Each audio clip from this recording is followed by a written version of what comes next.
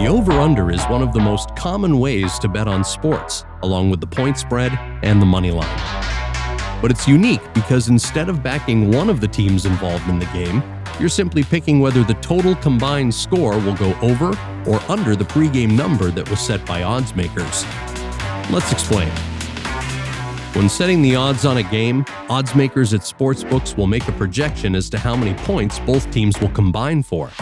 This number is called the over-under, or the total. Bettors can then wager as to whether the actual number of points scored by both teams will go over or under the number that was set. Let's look at a basketball example between the Brooklyn Nets and the Denver Nuggets. Both are fairly high-scoring teams, so odds makers have set the total at 232.5 points. By making a wager on the over, you're betting that the combined total score of both teams will be 233 or more. By betting on the under, you're hoping that the combined total score of both teams will be 232 or fewer. In this example, the Nets beat the Nuggets 125-119, meaning the over was the winning bet as the two teams combined for 244 points. Let's look at another example, this time a hockey game between the Montreal Canadiens and the Boston Bruins.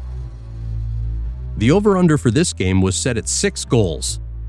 Montreal goes on to win the game 3-2, meaning the under was the winning bet because only 5 total goals were scored. But let's say that Montreal scores an empty net goal and the final score is Canadiens 4, Bruins 2. This means that 6 goals were scored, which is exactly what the over-under was set at before the game. When this happens, it's called a push, and the bettor is refunded the amount of their wager.